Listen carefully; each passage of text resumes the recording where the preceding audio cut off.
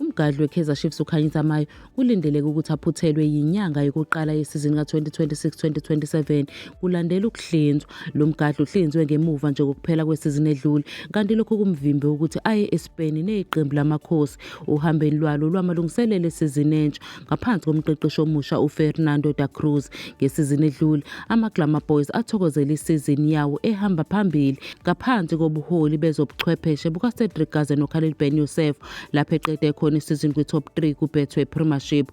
Uma udlala indima ebonakalayo kuleyo mpumelelo ngokubonakala emidlalweni ngu-15 kuyona yonke imiqhudelwano, wasevalela amagoli amabili. Isibalo esiphansi samagoli akhe sidalwe ukubuyela kwakhe kwi-Premier Soccer League kanye nezingqinamba zokulimala ngezikhathi ezahlukene phakathi nonyaka.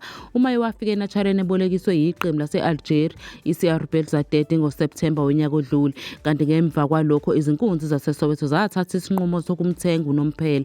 Noma kunjalo isizini yakhe yokuqala egcwele njengomdlali we-Kaizer Chiefs ibambezelekile ngenxa yalokhu kulimala. Imibiko ikhomba ukuthi lo mgadli kulindeleke ukuthi aqale ukuziqeqesha ngokugcwele ezinyangeni ezimbili ezizayo. Lokhu kubambezeleka kulandela unyaka wakhe wokuqala obunobunzima lapho ukulimala kwaphazamisa khona ukudlala kwakhe njalo kanye nefomu yakhe enkundleni. Ngenxa lokho lo wayengumdlali weCape Town City kulindeleke ukuba aphuthelwe ngumdlalo we-Kaizer Chiefs we-M10-8 lapho bezobhekana khona neGolden Arrows kanye nemidlalo yokuvula yebhethwe Premiership ngesikhathi saqhubeka nohlelo lwakhe lokululama. Lo mdlalo oneminyaka engu-27 ubheke ukubuya ngenyanga kaSepthemba okungenzeka kube ngemuva kwekhefu lemidlalo yamazwe yeFIFA. Ngaleso sikhathi uzobe ezama ukulwela ukuthola indawo eqenjini lokuqala ngesikhathi uDa Cruz eqala uhambo olusha nale club.